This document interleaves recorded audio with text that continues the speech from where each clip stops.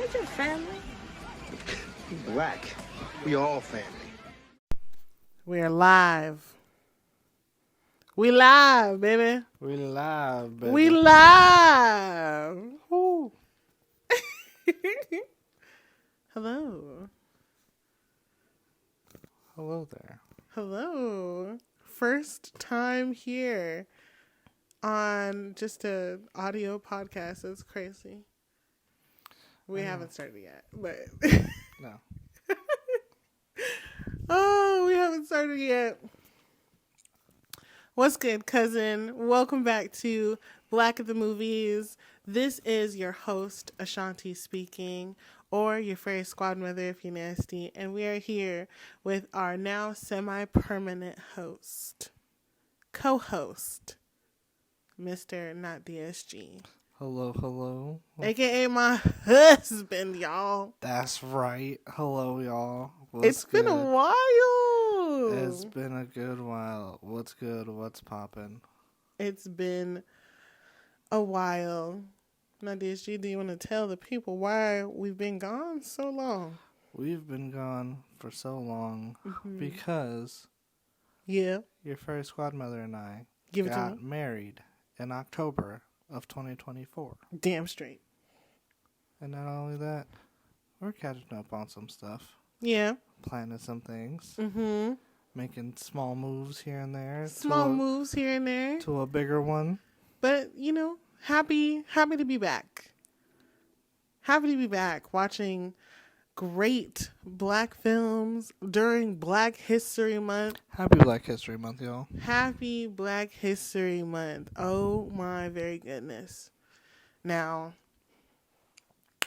child, this movie that we're about to talk about Tell them. had me in my feels. For reference, notDSG and I just watched this movie and cried multiple times. We are talking about She Taught Love, which came out in 2024, directed by Nate Edwards, starring Arsema Thomas and Darrell Britt-Gibson. Whew.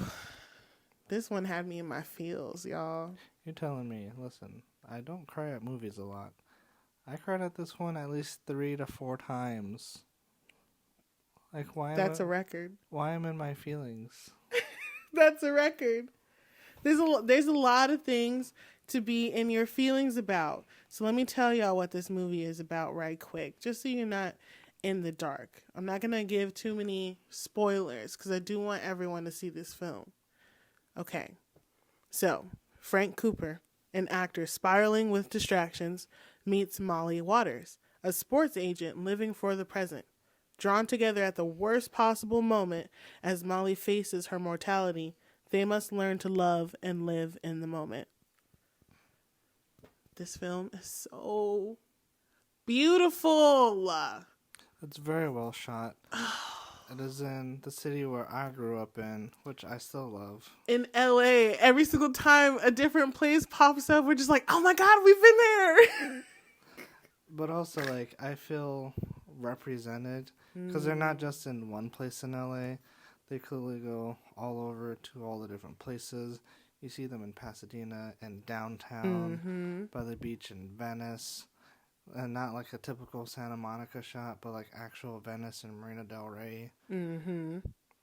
So they really go all over. Like, there's multiple scenes. If you're from LA or know LA that well, you will also recognize these scenes.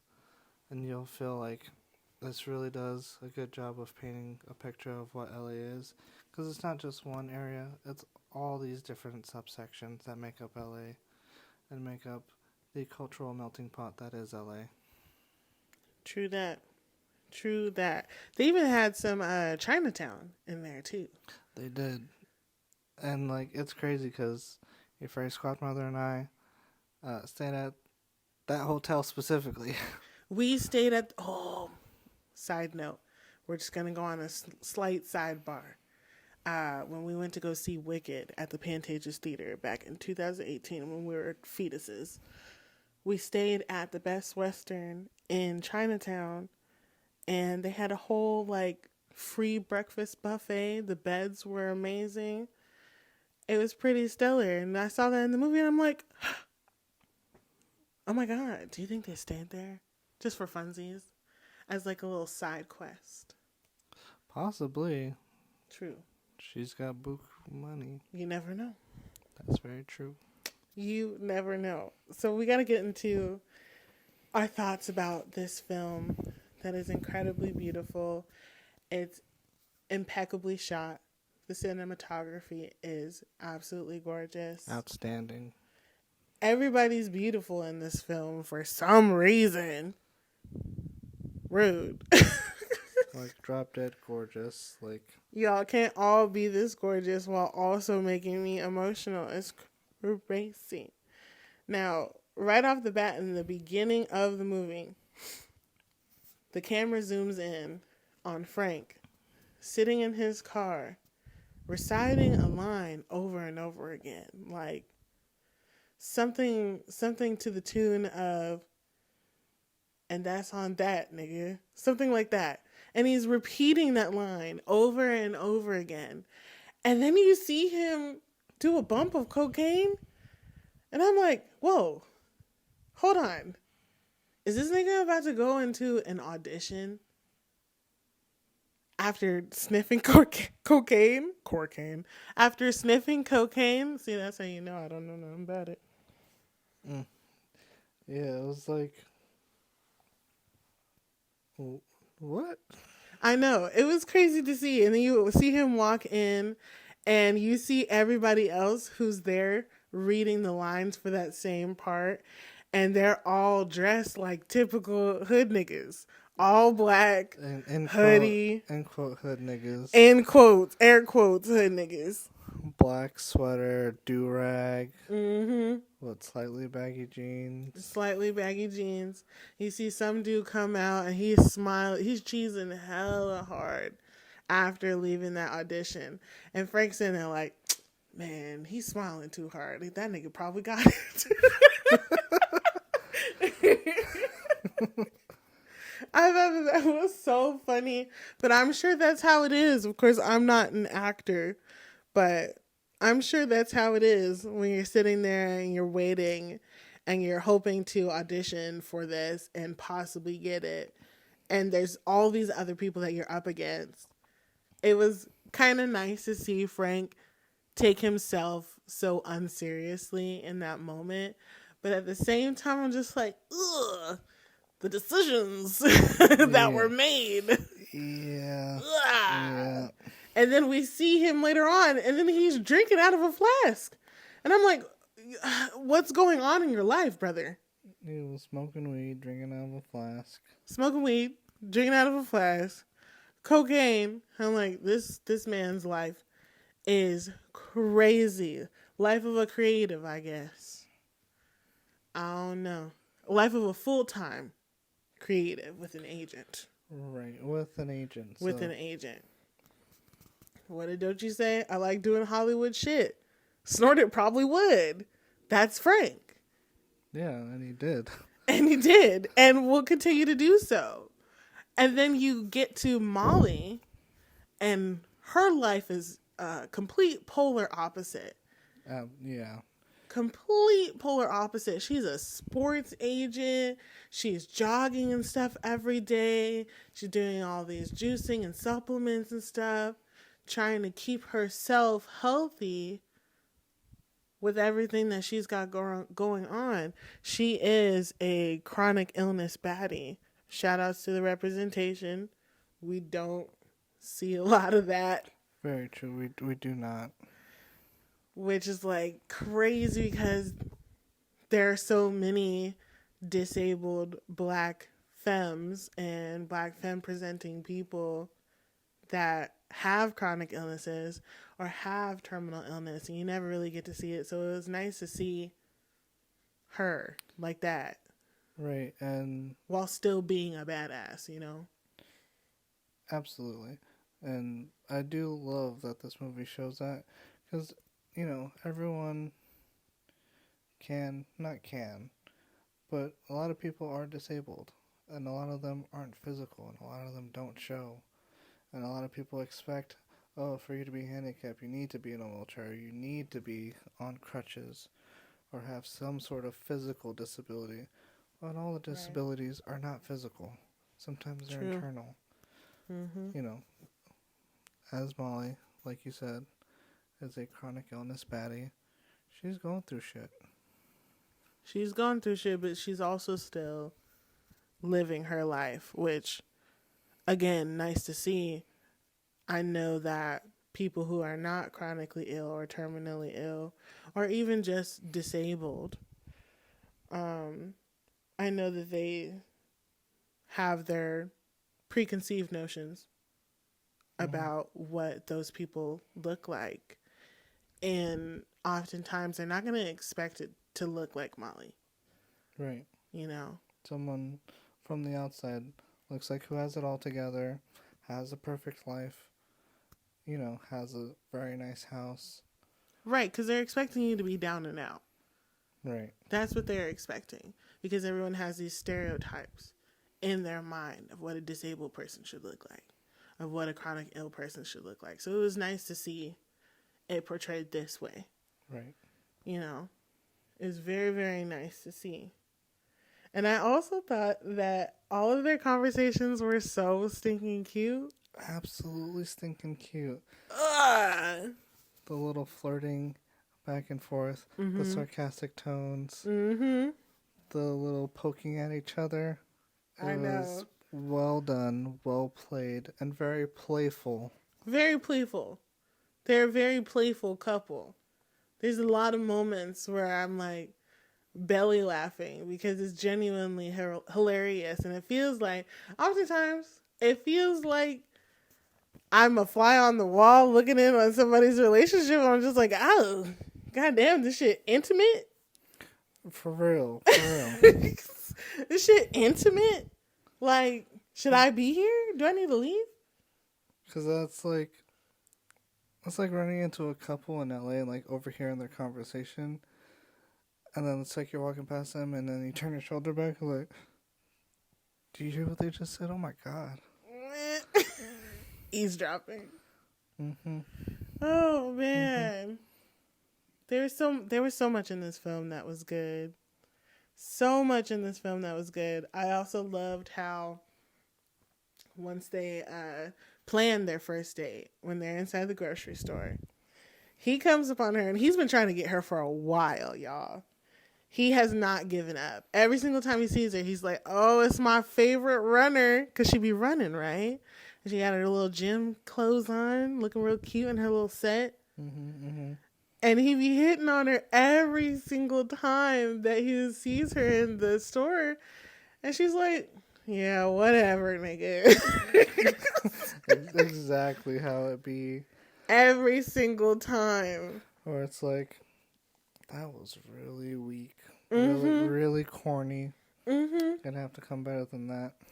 And that is another thing that I like about Molly's character. Because when Frank pulls up on her in the store and he's like, hold on, I gotta get off the phone and talk to my favorite runner. He's like, I haven't seen you in a while. I thought you forgot about me, girl. And she's like, you'd be easier to forget about if you didn't have such a weak game. I'm like, ugh, hit him where it hurts. Listen. Men like it when you're a little mean to them, apparently. Listen, that whole conversation was all about that. Yeah. Because he was dialed in, okay? Google eyes, nose wide open. He was dialed in. He was locked the fuck in. So if you're gonna be any meaner to me, girl, I'm gonna have to marry you. That is literally the line. Oh my God. I forgot about that. I'm telling you. Oh, it was so good. The dialogue is just so like fresh and snappy, but realistic at the same time. I was about to say, it's very authentic to what like a normal, real conversation would be, and not something that's clearly scripted. It's like it didn't feel forced. It did not feel forced. Because oftentimes, and I'm gonna get into my small gripe with rom-coms, but oftentimes when you're watching rom-coms, specifically the newer ones that have come out within the last like 5 to 10 years, it feels so disingenuous and sterile. Like, oh, this is these people's first time reading these lines out loud, and we just decided to go with the first one. The things they have is chemistry, and you don't get that a lot. True. Because who knows if they've taken like a whole week or like a whole 2 weeks to just. Who knows? I would love to together. know their process. Because chemistry like that does not happen automatically. Sometimes you're lucky. Very true. But to see this on-screen relationship flourish as it does compared to other movies, like you said, to be a fly on a wall on another couple's relationship, that's how it feels. Ooh, yes, it does. And we got to talk about, I need to know who the music supervisor is for this film. And I'll have to look it up after we're done recording here. But first of all, Smino, love ya. Raven Lene, The entire India Shawn. soundtrack, the music choices throughout this entire movie. It felt like somebody was playing my my Spotify liked list. For real, because like half or most of these songs are songs we already listened to. So that, to me, feels even more like L.A. Because I know Smino is not originally from L.A., but we adopt him into L.A. LA has adopted Smino. Oh, yeah. Welcomed with huge open arms. My nigga, come on.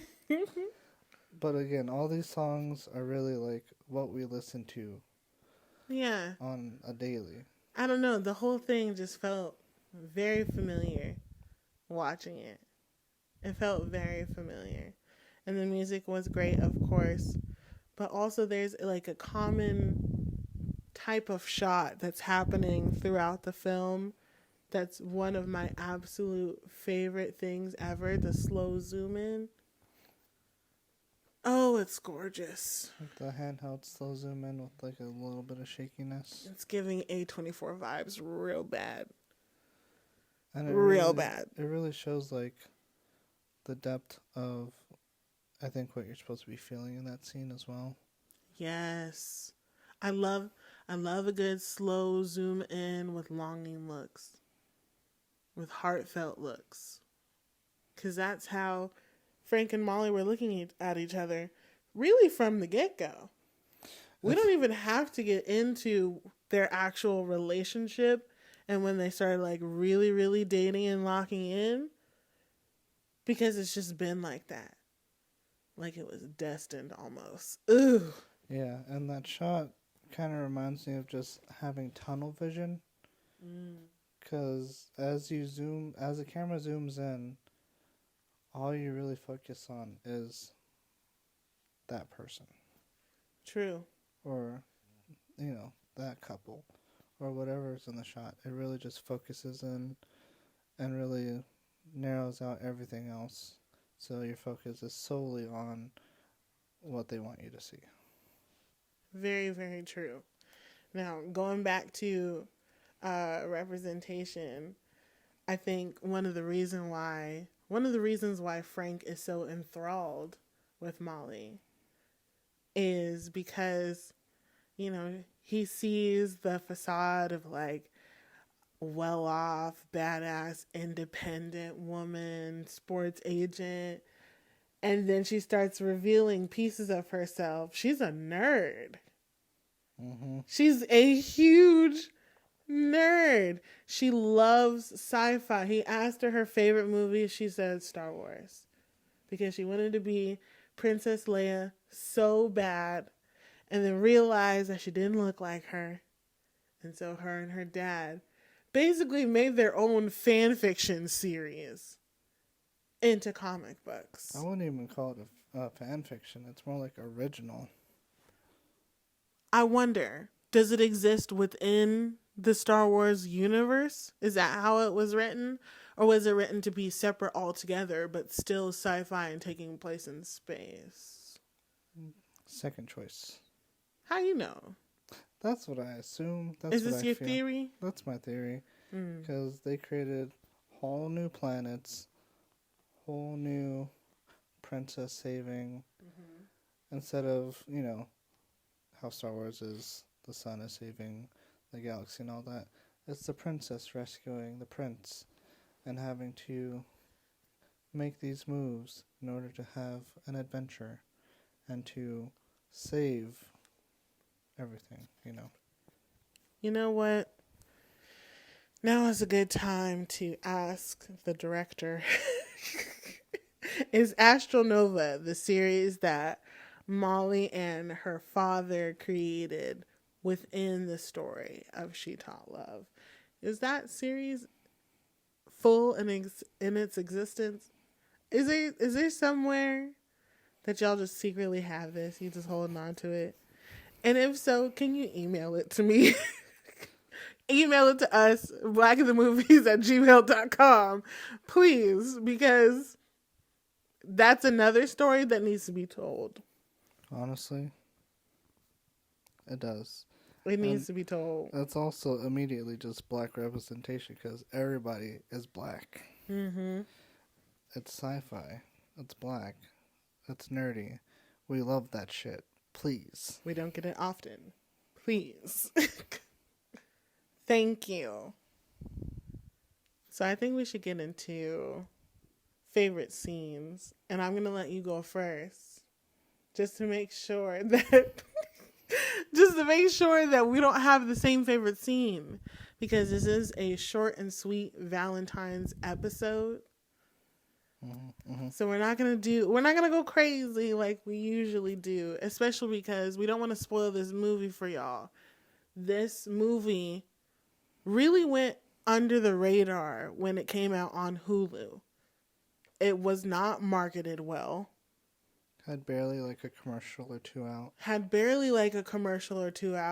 I didn't even find it from a trailer or anything anywhere. It was just in my suggested one day when we were watching something. And I'm wondering, like, man, what's going on? Why isn't anyone talking about this film? And I went to, I believe, Nate Edwards' Instagram to see, like, information about when it first came out and how that went when they did, like, a press tour or anything. Said something, you know? Looking for something. And it was mentioned that there was a free screening. I'm sure this was probably in LA. But it was mentioned that there was a free screening and only one person showed up. For real? Yeah, I'm not shitting you, dude. I'm gonna find it. So while you find that, I'm looking up like the initial release date. Uh-huh. We were busy because that was the month. It came out September 27th, according to Google. Mm-hmm. So we would have obviously gone if we had known, but we were busy getting married and planning for everything.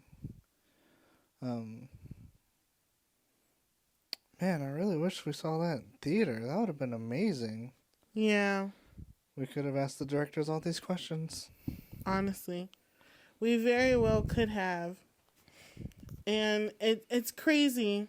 I can't find it right now, but yeah, there was a screening and there was only one person there. And it's like, dude, if I had known about this movie, if it had been better marketed, I would have shown up. I would have asked my community to show up.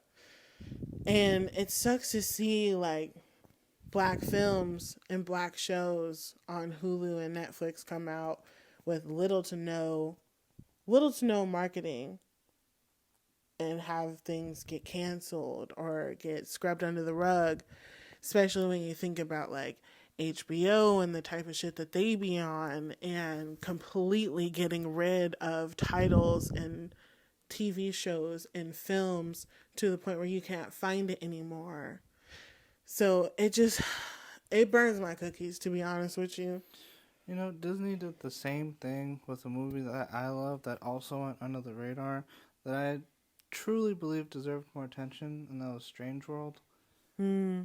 Because you have queer and gay people in this film that are animated, who are discovering who they are, but also helping out their town and community and all that. And it's like insane that this movie didn't get more traction. And that's how I feel about She Taught Love, because this is such a beautiful film. It is a introduction to humanity and how to keep your humanity intact while going through something as otherworldly as cancer. Right, something that literally no one could imagine having except for you having it. And honestly, no one wants to have it. Right. But you also got to support those who do in the best way that they can tell you, and also ways that you know how to. 100%. I'm gonna stop harping. I know I get on my soapbox, as mommy likes to say. I'm not gonna do it. We're just gonna focus on She Taught Love and what your favorite scene is. Not DSG. We gotta know. Tell the people. Okay. My favorite scene. Now I'm choosing this one that's towards the beginning of the film, because if I choose something towards the end, that's going to kind of give it away. And we want you guys to actually watch this. So, it's about 20 minutes in. It's the grocery scene. You see it the first time coming up, as we were talking about earlier. The flirting, the playfulness, and then the second scene that comes with it, to where she's like, I'll open up the door, invites him to a party, and it's that party scene that I enjoy so much.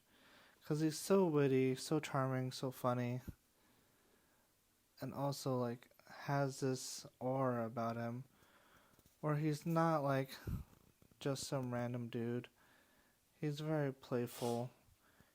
Again, very charming. I know I'm repeating a lot of words.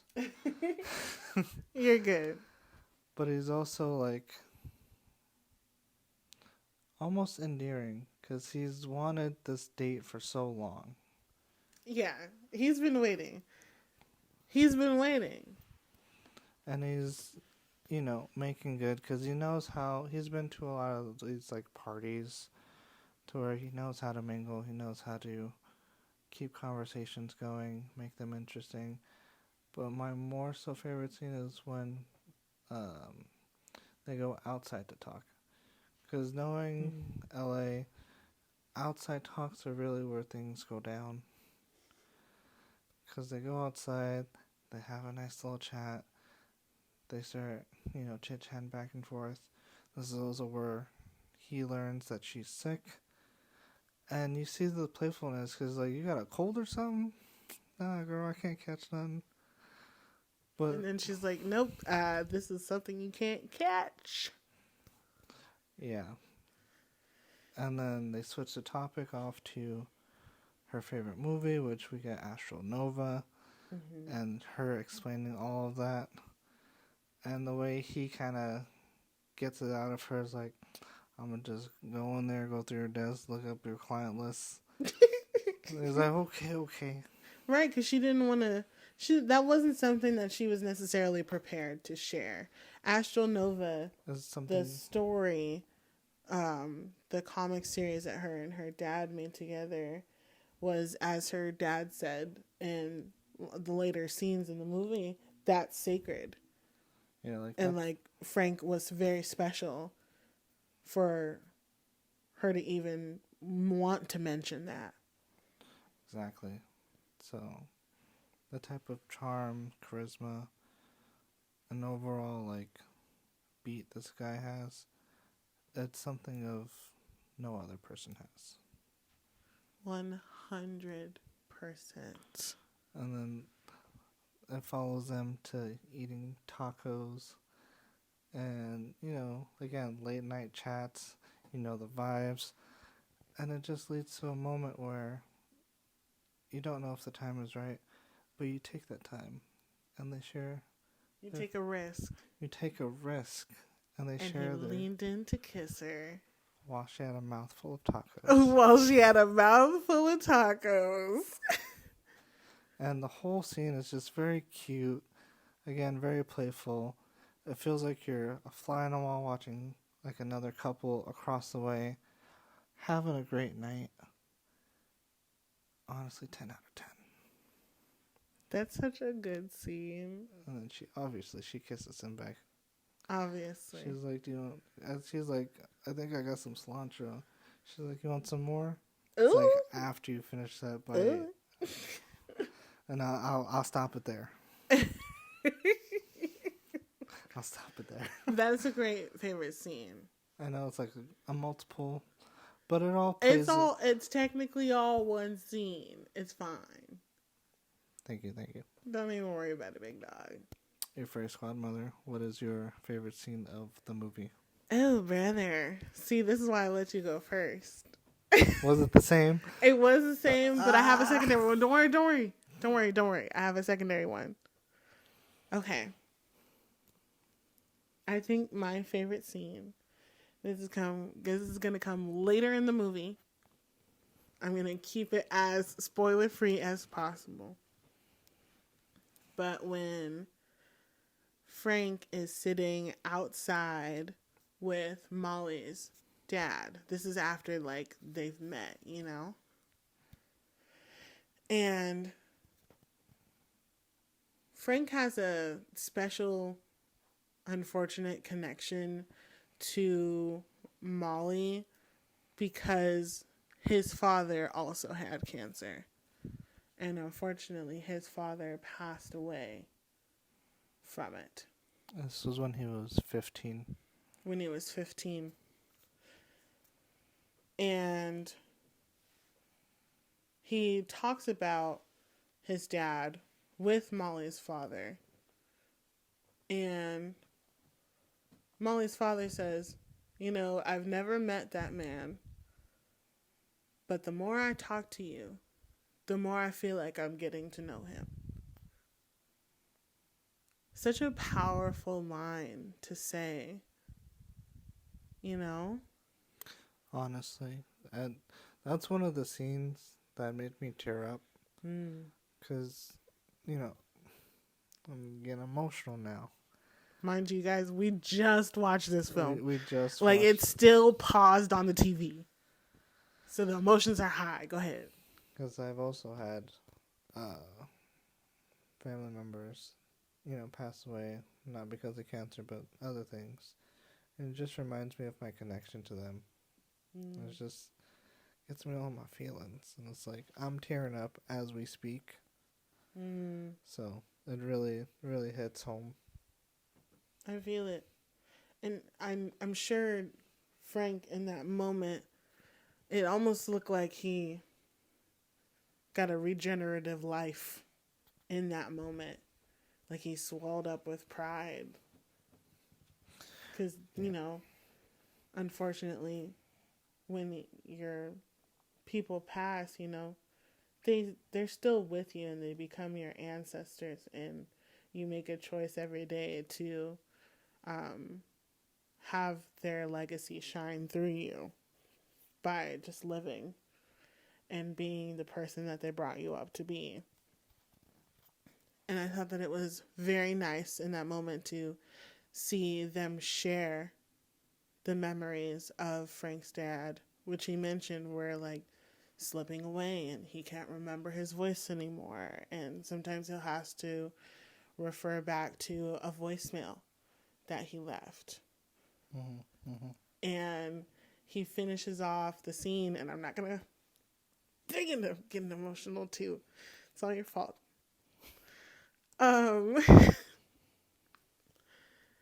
He basically, Frank says to Molly's dad, Molly is a fighter. My dad was a fighter. I can't lose another fighter.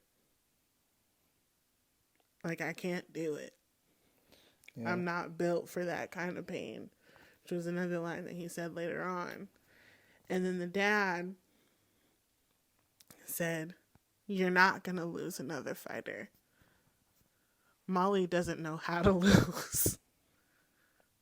Which, the way you see her life, she really doesn't know how to take any L's.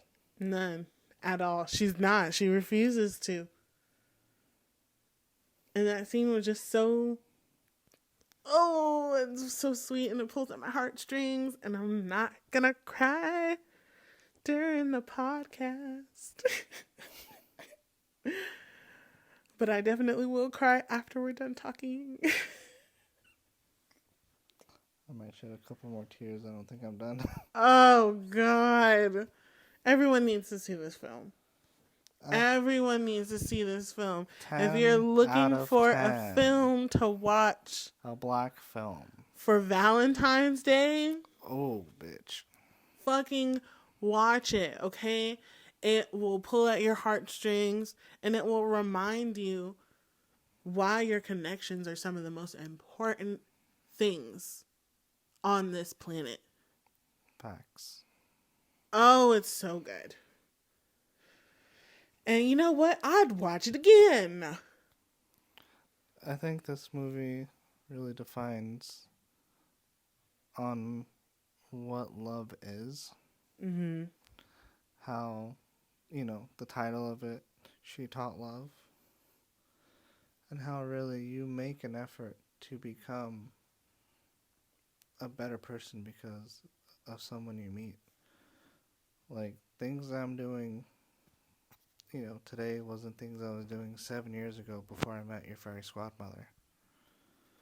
Love really does change you for the better. And you'll kind of see the motions, the up and downs through this movie. And it is honestly a great representation of LA, of love, and just a real script about black people. A real movie about black people. Real movie about black people where them being black is not the same, not the main focus. Right. It's just a story with black people. Like, we are the leads. This is our normal, everyday life. Maybe not everything in that movie. Yeah. But, like, definitely not. Generally, living life every day. And you just happen to be black. I mean, listen. There is a line where Frank saw Molly with braids for the first time because she had gotten her hair done. And he said, "Your braids, they perfectly frame your face." It's on some poetic justice shit. Got a nigga feeling like Tupac. And she's like, "You could never be Tupac." Honestly, that's a good line because I know we both know people who will reference Poetic Justice and all these other 90s black films. So it feels like, again, we're watching someone else's lives play out. And I love this movie, and I love that about it. I rate this movie a 10 out of 10. It is a must-see, especially for this Valentine's Day. Please go watch. Please, please, please. Yes, please. Go watch. It's on Hulu. And child, if you don't have a Hulu subscription, sign up for the free trial or something. Please. Yeah, make a fake email. Sign up Make for a a free fake trial. email. Just sign up for a free Taught trial. Love. It's fine. It's fine. Well, we talked about our favorite scenes. And before we start crying again, we got to get to this final question. I always ask people, if there is a soundtrack to your life, who would be the main artist? But I want to know, notDSG, since this is a Valentine's episode, and since we're married, I'd love to know if there was a soundtrack to our love story as a film. What's an artist that you think would be on that soundtrack? Ooh, to our love, to our story. Yeah. And I feel like I know who you're gonna say. See, like, immediately, two artists, instantly come to my mind, and I know you know who they are. Give it to me. So first things first is Sir. I knew it. I knew it. I accidentally discovered Sir just on Snapchat. Thanks to like some albums to check out. Sir was on one of them. Crazy work. And honestly, really kicked off our first years together. Mm-hmm. And number 2, you already know. It's Masego. It's Masego. I knew you were going to say that. Yeah, he really has that smooth, like, almost jazz-like voice. He plays, was it the saxophone? Saxophone. Super well. You don't see a lot of people play saxophone and know what to do with it. True. Very true. And it's crazy because Masego always says, like, women introduce their man to him. And it's so the opposite because I introduced Yourfairysquadmother and their mom to Masego, and they can't get enough. At all. I don't blame them. At all. Those are the 2 artists, Sir and Masego. I think those are very good artists to choose. What do you think? What's your opinion on 2 artists or a artist for the soundtrack to Our Love Life? Or do you just agree with my 2? Definitely your 2. I also feel like Victoria Monet would be in this situation. Definitely Victoria Monet. I think also, and this might be silly. Are you about to say who I think it is? Who do you think it is? I have a person in mind. You tell me. You tell me. I want to know. Who do you think it is? Is it Megan? No. No? I was actually going to say Denzel Curry. Denzel Curry is a huge part of that. We've spent a lot of our relationship listening to Denzel Curry. Man, I've been listening to Denzel Curry before I knew who Denzel Curry was, which is crazy. Same. Yeah, Denzel Curry is a pretty accurate, and Victoria Monet are both accurate in our love story. What a mix. I tell you what, that soundtrack will be all over the place. Be on some Black Panther shit. For real. For real. Also, another person, Saba. Okay, you added too many people onto this list. All right. But yes. Yeah. Oh, man. All right. What an emotional episode it was. What an emotional episode this was.